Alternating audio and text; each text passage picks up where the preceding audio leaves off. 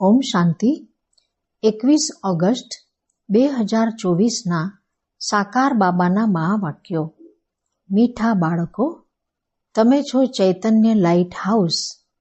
તમારે બધાને બાપનો પરિચય આપવાનો છે, ઘરનો રસ્તો બતાવવાનો છે. પ્રશ્ન છે, આગળ ચાલી કયું ડાયરેક્શન અને કઈ વિધિથી અનેક આત્માઓને મળવાનું છે? ઉત્તર છે, આગળ ચાલી ઘણાઓને આ ડાયરેક્શન મળશે કે તમે બ્રહ્માકુમાર કુમારીઓની પાસે જાઓ તો તમને આ વૈકુંઠના પ્રિન્સ બનવાનું જ્ઞાન આપશે. આ ઈશારો એમને બ્રહ્માના સાક્ષાત્કાર દ્વારા મળશે. ખાસ કરીને બ્રહ્મા અને શ્રી કૃષ્ણનો જ સાક્ષાત્કાર થાય છે. જેવી રીતે શરૂઆતમાં સાક્ષાત્કારનો પાઠ ચાલ્યો એવી રીતે જ અંતમાં પણ ચાલવાનો છે. ઓમ શાંતિ. રૂહાની બાપ બાળકોને પૂછે છે, બધાને તો નથી પૂછી શકતા. નલીની દીકરીને પૂછે છે કે અહીં શું કરી રહી છો? કોની યાદમાં બેઠી છો? બાપની. ફક્ત બાપની યાદમાં બેઠી છો કે બીજું પણ કંઈ યાદ છે? બાપની યાદથી તો વિકર્મ વિનાશ થશે. બીજું શું યાદ કરો છો? આ બુદ્ધિનું કામ છે ને. આપણે આત્માઓએ પોતાના ઘરે જવાનું છે તો ઘરને પણ યાદ કરવાનું છે. સારું, બીજું શું કરવાનું છે? શું ઘરમાં જઈને બેસી જવાનું છે? વિષ્ણુને સ્વદર્શન ચક્ર દેખાડે છે ને. એનો અર્થ પણ બાપે હવે સમજાવ્યો છે.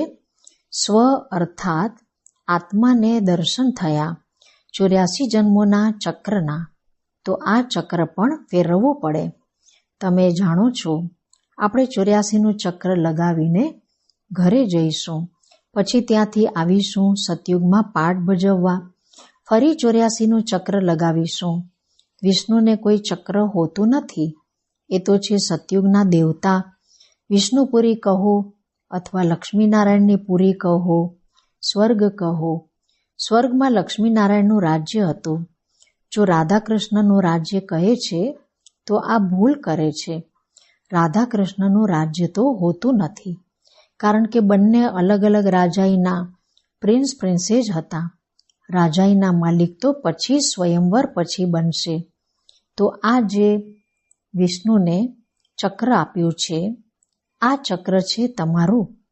તો અહીં જ્યારે બેસો છો તો ફક્ત શાંતિમાં નથી બેસવાનું, વારસો પણ યાદ કરવાનો છે. એટલે આ ચક્ર છે. બાપ કહે છે, તમે લાઇટ હાઉસ પણ છો, બોલતા ચાલતા લાઇટ હાઉસ છો. એક આંખમાં છે શાંતિધામ, બીજી આંખમાં છે સુખધામ. બંનેને યાદ કરવા પડે છે. યાદથી તો પાપ કપાય છે. ઘરને યાદ કરવાથી ઘરમાં ચાલ્યા જશો. પછી ચક્રને પણ યાદ કરવાનું છે. આ પૂરા ચક્રની નોલેજ તમને જ છે. 84નું ચક્ર લગાવ્યું છે. હવે આ અંતિમ જન્મ છે મૃત્યુલોકમાં. નવી દુનિયાને કહેવાય છે અમરલોક. અમર અર્થાત તમે સદૈવ જીવતા રહો છો. તમે ક્યારેય મરતા નથી. અહીં તો બેઠા બેઠા અચાનક મૃત્યુ થઈ જાય છે, બીમારીઓ થાય છે. ત્યાં મરવાનો ડર નથી, કારણ કે અમરલોક છે. તમે વૃદ્ધ થાઓ છો તો પણ જ્ઞાન છે, અમે ગર્ભ મહેલમાં જઈને પ્રવેશ કરશું. હવે જઈએ છીએ ગર્ભ જેલમાં. ત્યાં તો ગર્ભ મહેલ હોય છે. ત્યાં પાપ તો કરતા નથી જે સજા ભોગવવી પડે.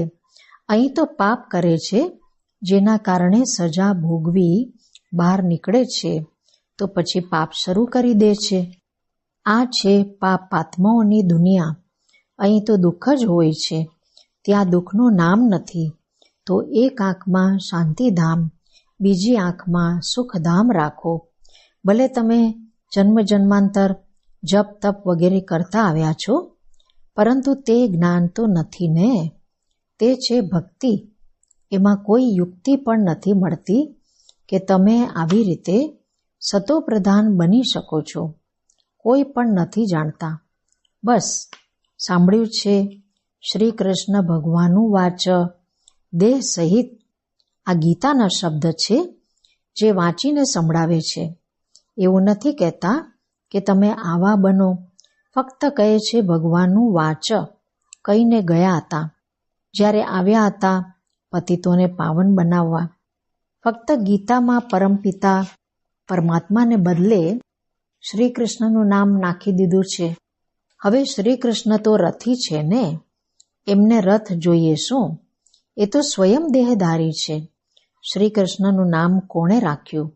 જેવી રીતે છઠ્ઠી હોય છે તો નામ બધાના પડે છે. બાપને તો ફક્ત શિવ જ કહેવાય છે.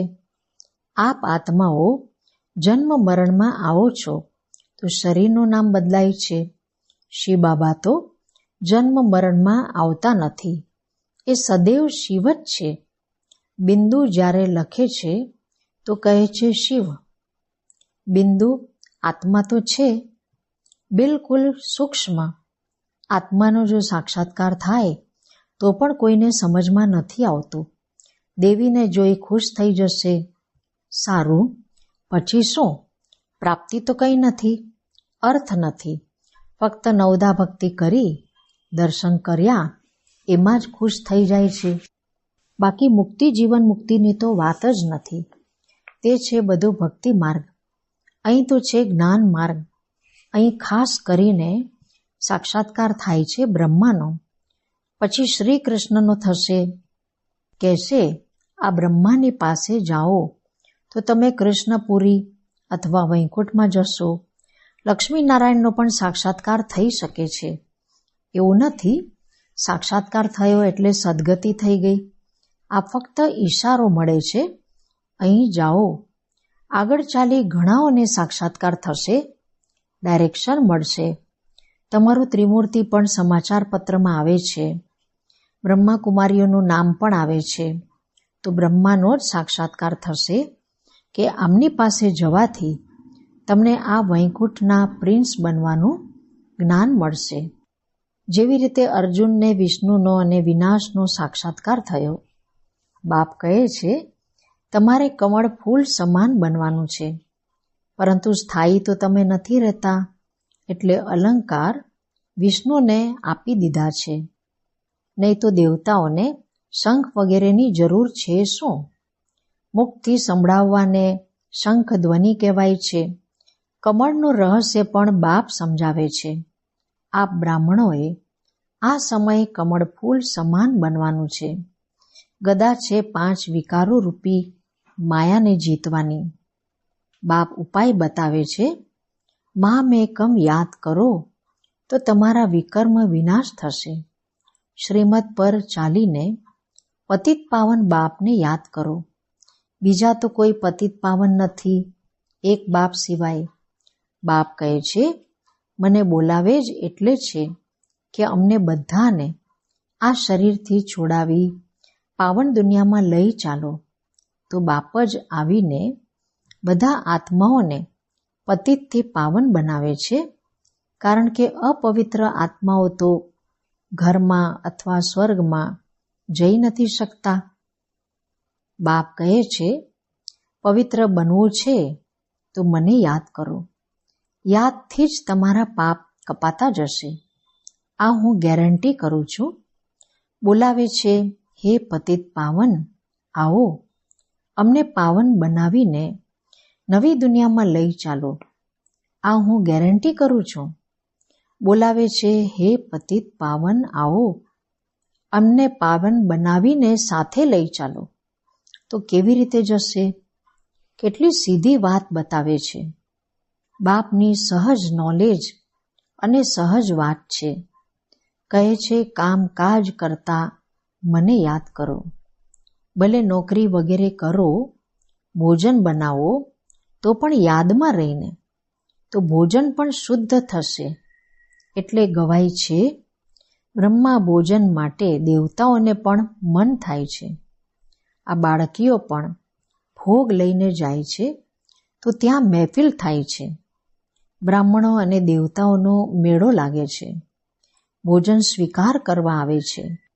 બ્રાહ્મણ લોકો જ્યારે ભોજન પાન કરે છે તો પણ મંત્ર જપે છે.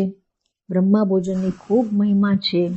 સંન્યાસી તો બ્રહ્મને જ યાદ કરે છે. તે છે હદના સંન્યાસી. કહે છે અમે ઘરબાર મિલકત વગેરે બધું છોડ્યું છે, પછી હવે અંદર ઘૂસી પડે છે. તમારો છે બેહદનો સંન્યાસ. તમે આ જૂની દુનિયાને જ ભૂલી જાઓ છો. તમારે પછી જવાનું છે નવી દુનિયામાં. ઘરગ્રસ્તમાં રહેતા બુદ્ધિમાં આ છે કે હવે આપણે જવાનું છે સુખધામ વાયા શાંતિધામ. શાંતિધામને પણ યાદ કરવું પડે. બાપને શાંતિધામ અને સુખધામને યાદ કરે છે. આ આપણો અનેક જન્મોના અંતનો જન્મ છે. 84 જન્મ પૂરા થયા. સૂર્યવંશીથી ચંદ્રવંશી, પછી વૈશ્ય, શૂદ્રવંશી બન્યા. તે લોકો પછી કહે છે આત્મા સો પરમાત્મા. આત્માને કોઈ લેપ છેપ નથી લાગતો, કારણ કે આત્મા જ પરમાત્મા છે એમ કહે છે. બાપ કહે છે આ પણ એમનો ઉલટો અર્થ છે.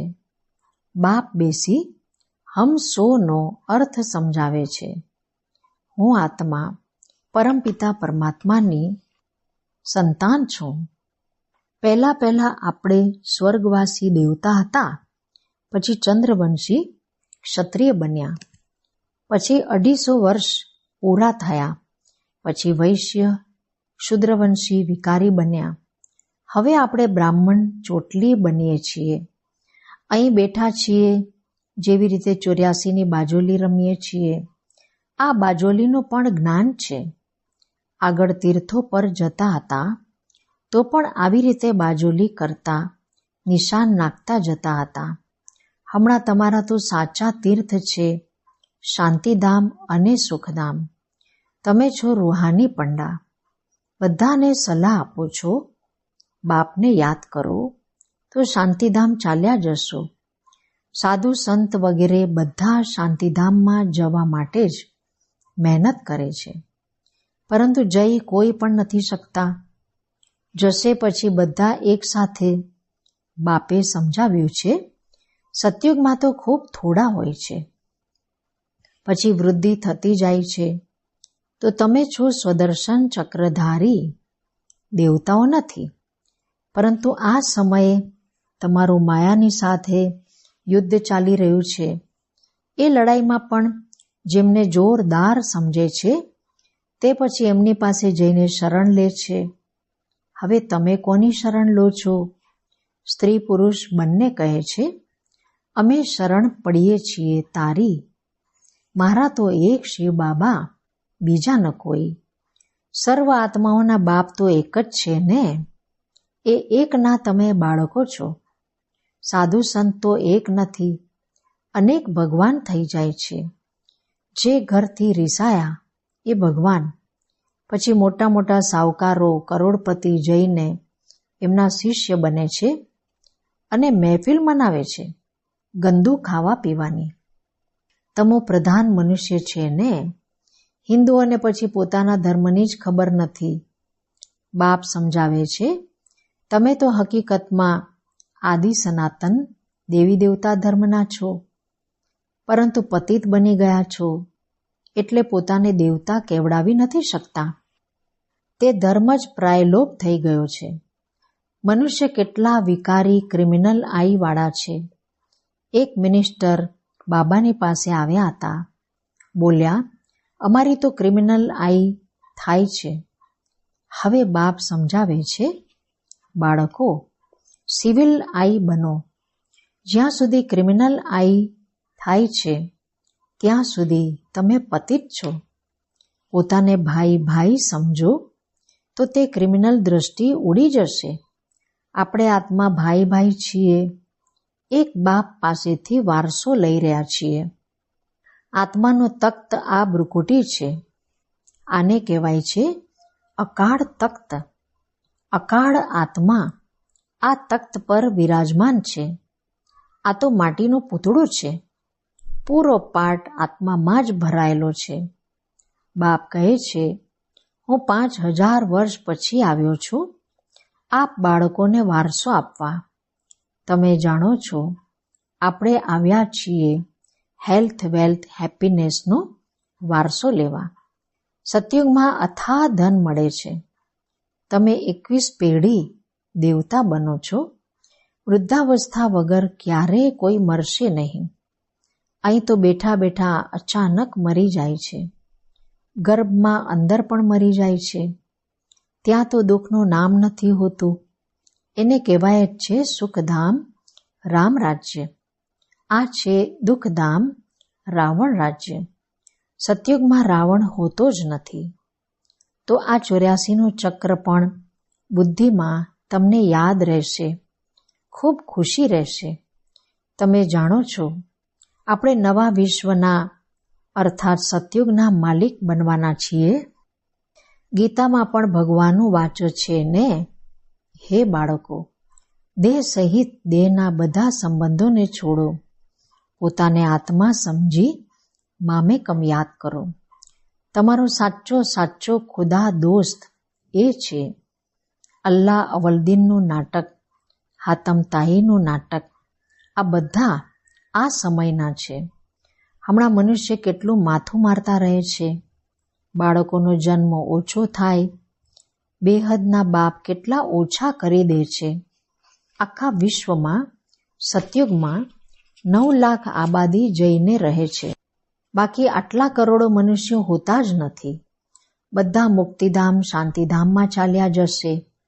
અહીં તો કરામતની વાત છે ને. એક દેવી દેવતા ધર્મનું ફાઉન્ડેશન લગાવીને બાકી બધા વિનાશ કરી દે છે. આ 84નું ચક્ર સારી રીતે બુદ્ધિમાં બેસાડવાનું છે. આ છે સ્વદર્શન ચક્ર.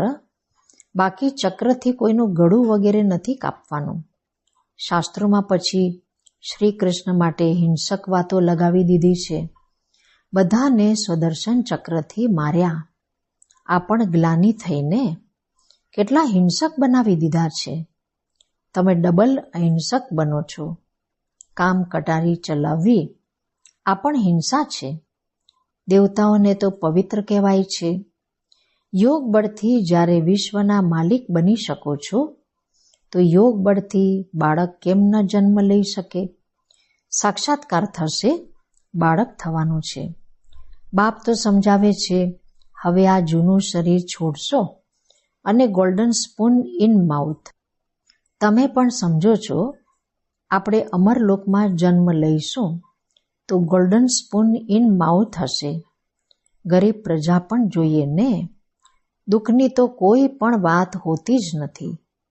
પ્રજાની પાસે થોડી આટલા ધન માલ વગેરે હોય છે.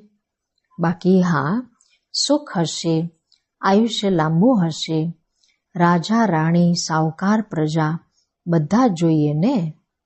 અચ્છા, મીઠા મીઠા શીખી લીધા બાળકો પ્રત્યે માત પિતા બાપ દાદાના યાદ પ્યાર અને ગુડ મોર્નિંગ. રૂહાની બાપના રૂહાની બાળકોને નમસ્તે. રૂહાની બાળકોના રૂહાની બાપને નમસ્તે. ધારણા માટે મુખ્ય સાર પહેલું છે બાપની યાદની સાથે સાથે ખુશીમાં રહેવા માટે 84ના ચક્રને પણ યાદ કરવાનું છે. સ્વદર્શન ચક્ર ફેરવવાનું છે. ખુદાને પોતાના સાચા દોસ્ત બનાવવાના છે. બીજું છે ડબલ અહિંસક બનવા માટે ક્રિમિનલ આઈની બદલે સિવિલ આઈ બનાવવાની છે. આપણે આત્મા ભાઈ ભાઈ છીએ. આ અભ્યાસ કરવાનો છે. વરદાન છે સર્વશક્તિમાન બાપને કમ્બાઇન્ડ રૂપમાં સાથે રાખવાવાળા સફળતા મૂર્ત ભવ. જે બાળકોની સાથે સર્વશક્તિમાન બાપ કમ્બાઇન્ડ છે એમનો સર્વશક્તિઓ પર અધિકાર છે. અને જ્યાં સર્વશક્તિઓ છે ત્યાં સફળતા ન હોય આ અસંભવ છે. જો સદા બાપ સાથે કમ્બાઇન્ડ રહેવામાં કમી છે તો સફળતા પણ ઓછી થાય છે.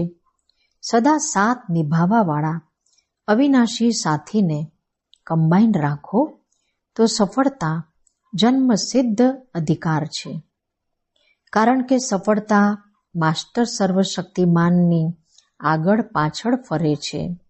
સ્લોગન છે સાચા વૈષ્ણવ એ છે જે વિકારો રૂપી ગંદકીને અડતા પણ નથી. અચ્છા, ઓમ શાંતિ.